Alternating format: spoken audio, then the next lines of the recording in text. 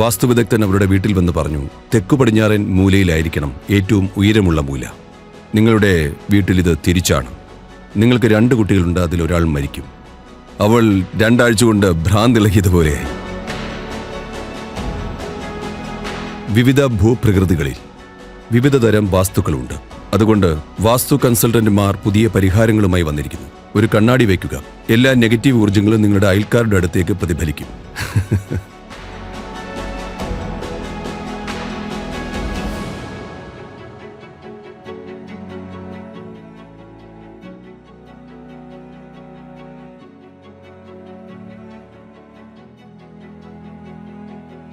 നിങ്ങൾ വാസ്തു എന്ന് പറയുന്നത് പുരാതനമായ ആർക്കിടെക്ചറിനായുള്ള മാർഗനിർദ്ദേശങ്ങളാണ്. നിങ്ങളൊരു 1000 വർഷങ്ങൾക്ക് മുമ്പ് ഒരു വീട് പണിയാൻ ആഗ്രഹിക്കുന്നു എന്ന് കരുതുക. നിങ്ങൾ മനസ്സിലാക്കണം, ഏത് കാലഘട്ടത്തിലാണെങ്കിലും ഒരു മതിൽ പണിയുന്നത് ഒരിക്കലും ഒരു പ്രശ്നമായിരുന്നില്ല. മേൽക്കൂര സ്ഥാപിക്കുന്നതായിരുന്നു എപ്പോഴും പ്രശ്നം. അതായിരുന്നു വെല്ലുവിളി. അങ്ങനെയല്ലേ ആർക്കിടെക്റ്റ്? മേൽക്കൂരയാണ് വെല്ലുവിളി. ഇപ്പോൾ നമുക്ക് സ്റ്റീൽ, സിമന്റ്, കോൺക്രീറ്റ് അങ്ങനെ ദൃഢമായ വസ്തുക്കൾ ഉള്ളതുകൊണ്ട് മേൽക്കൂര നമുക്ക് ഇഷ്ടമുള്ള രീതിയിൽ വയ്ക്കാൻ അത്രയധികം സ്വാതന്ത്ര്യമുണ്ട്. എന്നാൽ പണ്ട് ലഭ്യമായിരുന്നത് എന്താണ്? തടി മാത്രമായിരുന്നു ഉണ്ടായിരുന്നത്. ഇപ്പോൾ നിങ്ങളുടെ കൃഷിയിടത്തിൽ പോയി നിങ്ങളുടെ കൃഷിയിടത്തിലെ ഒരു മരം മുറിക്കുന്നു. എന്നിട്ട് നിങ്ങളൊരു വീട് പണിയാൻ ആഗ്രഹിക്കുന്നു. പക്ഷെ നിങ്ങൾക്ക് ഉയരം കുറഞ്ഞ ഒരു മരം മാത്രമേ ഉള്ളൂ. തടിക്ക് 8 അടി ഉയരം മാത്രമേ ഉള്ളൂ. ഇപ്പോൾ നിങ്ങൾക്ക് 8 അടിയുടെ തടി മാത്രമേ ഉള്ളൂ. അപ്പോൾ നിങ്ങൾ എന്തു ചെയ്യും? നിങ്ങൾ 8 അടി വീതിയുള്ള ഒരു വീട് പണിയുന്നു. പക്ഷെ നിങ്ങൾക്ക് 10 കുട്ടികളുണ്ട്. അതിനാൽ നിങ്ങൾ അത് 100 അടി നീളത്തിൽ പണിതു. ഇപ്പോൾ അതൊരു തുരങ്കമാണ്. നിങ്ങൾ ഈ തുരങ്കത്തിൽ താമസിക്കുമ്പോൾ അത് നിങ്ങളുടെ ശാരീരികവും മാനസികവുമായ ആരോഗ്യത്തെ പല വിധത്തിലും ഗുരുതരമായി ബാധിക്കുന്നതാണ്. അതുകൊണ്ട് അവർ ലളിതമായ ചില വാസ്തുവിദ്യാ മാർഗനിർദ്ദേശങ്ങൾ വെച്ചു. നിങ്ങളൊരു വീട് പണിയുകയാണെങ്കിൽ അത് ഈ അനുപാതത്തിലായിരിക്കണം. ഇത്രയും ജനൽ. ഇത് ഒരു പൊതു നിയമം മാത്രമാണ്. നിങ്ങൾക്കറിയാമോ, വാസ്തുവിദ്യയിൽ എഞ്ചിനീയറിംഗ് പൊതു നിയമങ്ങളുണ്ട്. സ്വന്തമായി ബുദ്ധി ഉപയോഗിക്കാൻ കഴിയാത്തവർക്ക് ഒരു പൊതു നിയമമുണ്ട്. ഇത്ര സ്ക്വയർ ഫീറ്റ് ആണെങ്കിൽ ഇത്ര ജനൽ, ഇത് ഇത്രയാണെങ്കിൽ ഇത് ഇത്ര. ഘടനയ്ക്കും വാസ്തുവിദ്യയ്ക്കും പൊതു നിയമങ്ങളുണ്ട്. അപ്പോൾ വാസ്തു എന്ന് വിളിക്കുന്നത് ഒരു പൊതു നിയമം മാത്രമാണ്. ഈ പൊതു നിയമം സ്ഥലത്തിനനുസരിച്ച് മാറിക്കൊണ്ടിരിക്കും. വിവിധ ഭൂപ്രകൃതികളിൽ വിവിധ തരം വാസ്തുക്കളുണ്ട്. മലമ്പ്രദേശങ്ങളിൽ ഒരു തരം വാസ്തു, താഴ്ന്ന പ്രദേശങ്ങളിൽ മറ്റൊരു തരം വാസ്തു, തീരദേശങ്ങളിൽ മറ്റൊരു തരം വാസ്തു. ആ പ്രത്യേക കാലാവസ്ഥയ്ക്കും അന്തരീക്ഷത്തിനും അനുസരിച്ച് അവർ ഒരുതരം വാസ്തുവിദ്യ മാർഗനിർദ്ദേശം ഉണ്ടാക്കി. ഇപ്പോൾ കഴിഞ്ഞ കുറച്ച് വർഷങ്ങളായി ചിലർ ഇതിനെ ഒരു വലിയ ബിസിനസ് ആക്കാൻ തീരുമാനിച്ചു. കഴിഞ്ഞ 10 വർഷത്തിനുള്ളിൽ ഇത് അസംബന്ധമായ രീതിയിലേക്ക് വളർന്നിരിക്കുന്നു. ഇത് നിങ്ങളുടെ ആരോഗ്യം ശരിയാക്കും, ബിസിനസ് ശരിയാക്കും, നിങ്ങളെ ചന്ദ്രനിലെത്തിക്കും, അങ്ങനെ എല്ലാം സാധിക്കുമത്രേ. സകല അസംബന്ധങ്ങളും പ്രചരിക്കുന്നു. ആളുകൾ അവരുടെ വീടുകൾ പൊളിക്കുന്നു. അവർ അടുക്കള ഇരുന്നിടത്ത് ബാത്റൂം നിർമ്മിക്കുന്നു. അവർ അടുക്കളയിൽ കിടന്നുറങ്ങുന്നു. ഇപ്പോൾ ഈ അധിക ചെലവുകളെല്ലാം കാരണം ആളുകൾ മടുത്തു. അതിനാൽ വാസ്തു കൺസൾട്ടന്റുമാർ പുതിയ പരിഹാരങ്ങളുമായി വന്നിരിക്കുന്നു. ഒരു കല്ല് വെച്ചാൽ മതി, എല്ലാം ശരിയാകും. ഒരു കണ്ണാടി വയ്ക്കുക. എല്ലാ നെഗറ്റീവ് ഊർജ്ജവും നിങ്ങളുടെ അയൽക്കാരൻ്റെ അടുത്തേക്ക് പ്രതിഫലിച്ചോളും. അവർ പുതിയ രീതികൾ കണ്ടെത്തുകയാണ്. ഭയം, അടിസ്ഥാനപരമായ ഭയമാണ് ആളുകളെ ഭരിക്കുന്നത്. അതുകൊണ്ടാണ് ഇവയെല്ലാം ഇത്രയധികം പ്രബലമായത്. ഞാനൊരു സംഭവം പറയാം. ഞാൻ ചെന്നൈയിൽ ഒരാളുടെ വീട്ടിൽ താമസിക്കുകയായിരുന്നു. അന്ന് രാത്രിയായപ്പോൾ എനിക്കൊരു കോൾ ചെയ്യേണ്ടതുണ്ടായിരുന്നു. എൻ്റെ കോളുകൾ രാവിലെ 2 മണി 3 മണി വരെ നീണ്ടുപോകും. കാരണം യുണൈറ്റഡ് സ്റ്റേറ്റ്സിലുള്ളവർ കരുതുന്നത് ഞാൻ ഉറങ്ങി എഴുന്നേറ്റുവെന്നാണ്. അവർ വിളിക്കും. അങ്ങനെ ഒരുപാട് കാര്യങ്ങൾ സംഭവിക്കും. അതുകൊണ്ട് എല്ലാ ദിവസവും ഏതാണ്ട് 2 മണി എന്നത് സാധാരണ സമയമാണ്. ഞാൻ അങ്ങനെ കോൾ ചെയ്യുകയാണ്. പെട്ടെന്ന് എൻ്റെ ബാറ്ററി തീർന്നു. എൻ്റെ കയ്യിൽ ചാർജറില്ല, എൻ്റെ കയ്യിൽ ഫോണില്ല. എനിക്കൊരു ഫോൺ വേണമായിരുന്നു. അപ്പോൾ ഞാൻ വിചാരിച്ചു, ആ വീട്ടുടമയെ, ആ വ്യക്തിയെ വിളിച്ചുണർത്താമെന്ന്. കാരണം വളരെ പ്രധാനപ്പെട്ട കാര്യമുണ്ടായിരുന്നു, എനിക്ക് കോൾ ചെയ്യണമായിരുന്നു. അതുകൊണ്ട് ഞാൻ അയാളെ തിരയാൻ തുടങ്ങി. ഒരാളെ രാത്രി 2 മണിക്ക് വിളിച്ചുണർത്തുന്നത് ബുദ്ധിമുട്ടാണ്. അതുകൊണ്ട് ഞാൻ പതുക്കെ ഇങ്ങനെ ടുക് ടുക് ടുക്, then talk talk talk, dog dog dog, ധവ ധവ ധവ നോ. എന്ത് ചെയ്തിട്ടും കാര്യമില്ല. ഞാൻ ഡോർ ഹാൻഡിൽ വലിച്ചു നോക്കി, അത് തുറന്നു, ആരുമില്ല. ഞാൻ വീട്ടിൽ അങ്ങോട്ടും ഇങ്ങോട്ടും നടന്നു, ആരുമില്ല. ഞാൻ ആ വീട്ടിൽ തനിച്ചാണ്, എല്ലാവരും പോയി. വീട് ഒഴിഞ്ഞിരിക്കുന്നു. ഞാൻ മുൻവാതിൽ തുറന്ന് പുറത്തിറങ്ങി നോക്കി, ഇനിയും പൂന്തോട്ടത്തിൽ കിടന്നുറങ്ങുകയാണോ? അവിടെയുമില്ല.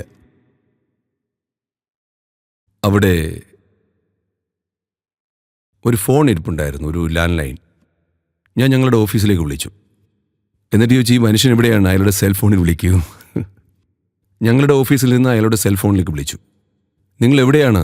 സദ്ഗുരു നിങ്ങളെ വീടിനകത്ത് മുഴുവൻ തിരയുകയാണ്. അപ്പോൾ അയാൾ താഴെ ഇറങ്ങി വന്നു. നിങ്ങൾ എവിടെയായിരുന്നു? ഞാൻ ഈ വീട് മുഴുവൻ തിരഞ്ഞല്ലോ, എവിടെയും കാണാനുണ്ടായില്ല. അപ്പോൾ അയാൾ തല ചൊറിഞ്ഞുകൊണ്ട് പറഞ്ഞു, അല്ല സദ്ഗുരു. വളരെ നാണത്തോടെ ഞാൻ ചോദിച്ചു, എന്തു പറ്റി? അപ്പോൾ അയാൾ പറഞ്ഞു, അങ്ങേക്കറിയാമോ, ഒരു വാസ്തുവിദഗ്ധൻ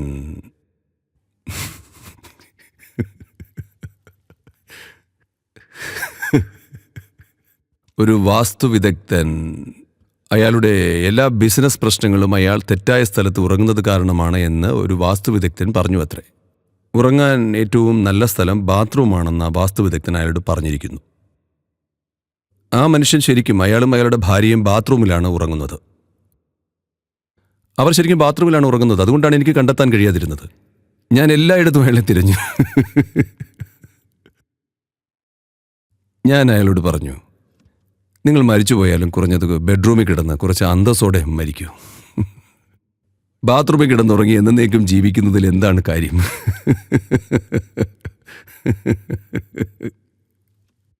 ഈ വാസ്തു ശരിക്കും ആളുകളെ ഭ്രാന്തരാക്കുകയാണ്.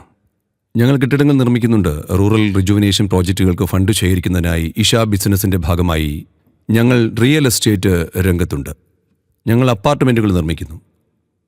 കെട്ടിടങ്ങൾ രൂപകൽപ്പന ചെയ്യാൻ എനിക്കിഷ്ടമായതുകൊണ്ട് ഞാൻ ആവേശഭരിതനായിരുന്നു. ഞാൻ പലതും ഡിസൈൻ ചെയ്ത് ഡ്രോയിങ്ങുകൾ ഉണ്ടാക്കാൻ ആളുകൾക്ക് നൽകുമ്പോൾ അവർ പറയും, ഇല്ല സദ്ഗുരു, ഈ ക്രിയേറ്റിവിറ്റി ഒന്നും ഫലിക്കില്ല, ഇത് വാസ്തു അനുസരിച്ചല്ല, അതുകൊണ്ട് ആരും വാങ്ങില്ല. ഞാൻ പറഞ്ഞു, നിങ്ങൾ എന്താണ് ഉദ്ദേശിക്കുന്നത്? ഇല്ല സദ്ഗുരു, അങ്ങക്ക് മാറ്റങ്ങളൊന്നും വരുത്താൻ കഴിയില്ല, ഇതിങ്ങനെയായിരിക്കണം, ഒരു ബോക്സ് മാത്രം. നിങ്ങൾ നൂതനമായി എന്തെങ്കിലും ഉണ്ടാക്കിയാൽ ആരും വാങ്ങില്ല, കാരണം അത് വാസ്തു അനുസരിച്ചല്ല, മോശം ഊർജ്ജങ്ങൾ വരുമത്രേ. കഴിഞ്ഞ 8-10 വർഷങ്ങളായി നിങ്ങളുടെ ഈ വാസ്തു അസംബന്ധം, അതിനു മുമ്പ് ആളുകൾ നന്നായി ജീവിച്ചിരുന്നില്ലേ? നോക്കൂ, പ്രശ്നം ഇതാണ്. നിങ്ങൾക്ക് ചെയ്യാൻ കഴിയുന്നത് നിങ്ങൾ ചെയ്യുന്നില്ല. നിങ്ങളുടെ കയ്യിലില്ലാത്ത കാര്യങ്ങൾ നിങ്ങൾ ശരിയാക്കാൻ ശ്രമിക്കുന്നു. അതാണ് ജീവിതത്തിലെ എല്ലാ പ്രശ്നവും. ഇത് ഇന്ത്യയിലെ ഒരു വലിയ പ്രശ്നമാണ്. ഇതൊരു ചെറിയ പ്രശ്നമല്ല. ഈ രാജ്യത്തിലെ ഏറ്റവും വലിയ പ്രശ്നം. ഈ രാജ്യം ഇപ്പോഴും ദൈവത്തിൻ്റെ കൈകളിലാണ്. നമ്മൾ അതിൻ്റെ ഉത്തരവാദിത്വം ഏറ്റെടുത്തിട്ടില്ല. അതാണ് ഏറ്റവും വലിയ പ്രശ്നം. ഏതു നാശം പിടിച്ച വീട്ടിൽ താമസിച്ചാലും നിങ്ങൾക്ക് മനോഹരമായി ജീവിച്ചുകൂടെ? നിങ്ങളുടെ ജീവിതം നിങ്ങൾക്ക് ആവശ്യമുള്ള രീതിയിൽ സൃഷ്ടിക്കാനുള്ള ഉത്തരവാദിത്വം നിങ്ങൾ ഏറ്റെടുക്കുകയാണെങ്കിൽ നിങ്ങൾ എവിടെ താമസിച്ചാലും നിങ്ങൾ ജീവിതം മനോഹരമാക്കും. നിങ്ങൾ വീട് പണിയുമ്പോൾ തീർച്ചയായും നിങ്ങൾക്ക് ആവശ്യമുള്ള രീതിയിൽ, നിങ്ങൾക്ക് സൗകര്യപ്രദമാർന്ന രീതിയിൽ, നല്ല രീതിയിൽ നിങ്ങളത് പണിയണം. മറ്റൊരാൾ തീരുമാനിക്കുന്ന രീതിയിലാകരുത്, അല്ലേ? നിങ്ങൾ ഇന്ത്യയിൽ ആർക്കിടെക്ചർ പരിശീലിക്കുകയാണെങ്കിൽ ഇവിടെ ആർക്കിടെക്ചർ എന്നൊന്നില്ല. നിങ്ങളിത് മനസ്സിലാക്കുന്നുണ്ടോ? വാസ്തുക്കാരൻ തീരുമാനിക്കും വീട് എങ്ങനെയായിരിക്കണമെന്ന്. നിങ്ങൾക്കാകെ തീരുമാനിക്കാവുന്നത് വീടിൻ്റെ ഇൻറ്റീരിയറാണ്. വീടിൻ്റെ രൂപം, ജനലുകൾ, വാതിലുകൾ എല്ലാം ആ വ്യക്തി തീരുമാനിക്കും. അയാൾക്ക് ഒന്നിനെക്കുറിച്ചും ഒരു വിവരവുമില്ല. ഈ വാസ്തു കാരണം സകല അസംബന്ധങ്ങളും ചെയ്യുന്ന നിരവധി ആളുകളെ ഞാൻ കണ്ടിട്ടുണ്ട്. ദയവായി അന്തസ്സോടെ ജീവിക്കൂ. നിങ്ങൾ എത്ര നാൾ ജീവിക്കുന്നു, നിങ്ങൾ എന്ത് ചെയ്യുന്നു എന്നത് പ്രധാനമല്ല. നിങ്ങൾ ജീവിക്കുന്നിടത്തോളം കാലം നന്നായി ജീവിക്കുക എന്നത് പ്രധാനമല്ലേ? അല്ലേ? നിങ്ങൾ ഈ ഭയത്തിൽ ജീവിക്കുമ്പോൾ എന്തു തന്നെ സംഭവിച്ചാലും എന്താണ് പ്രയോജനം? ജീവിതം ശരിയായ രീതിയിൽ കൈകാര്യം ചെയ്യുന്നതിന് പകരം ജനലിൻ്റെ ആകൃതി ജീവിതം ശരിയാക്കുമെന്ന് നിങ്ങൾ പ്രതീക്ഷിക്കുന്നു.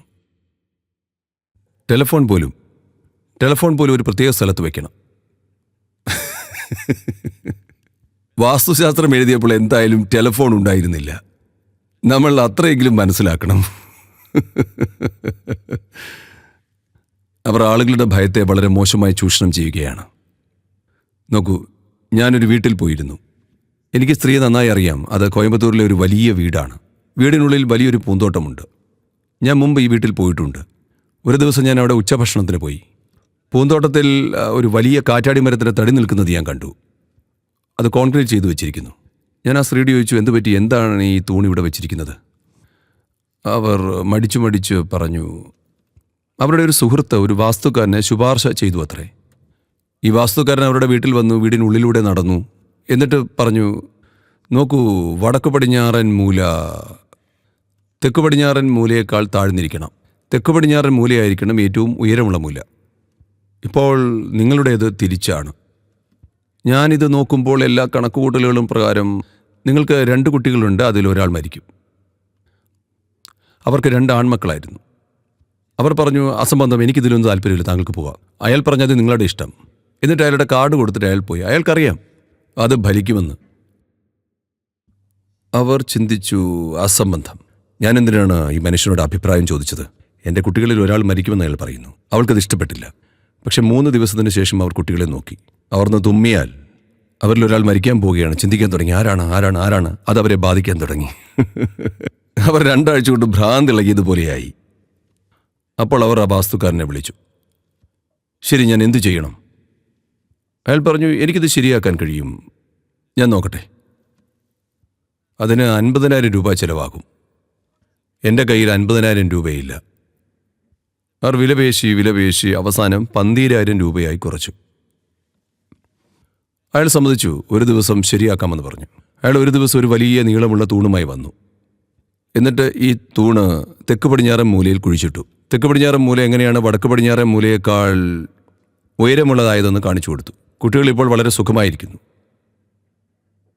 ഓക്കെ, നിങ്ങൾ ഭയത്തിലായി കഴിഞ്ഞാൽ പിന്നെല്ലാം യാഥാർത്ഥ്യമാണ്.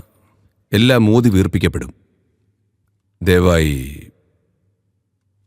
തീർച്ചയായും ഒരു വീട് പണിയുന്നതിന് ഒരു പ്രത്യേക യുക്തിയുണ്ട്. ഒരു നിശ്ചിത അളവിൽ തുറസായിരിക്കണം, അല്പം സൗകര്യമുണ്ടായിരിക്കണം. ഇത് ഏതൊരു ബുദ്ധിമാനായ മനുഷ്യനും സൃഷ്ടിക്കാൻ കഴിയും. ഒരു വീട് പണിയുന്നതിന് ഒരു മതഗ്രന്ഥമൊന്നും ആവശ്യമില്ല.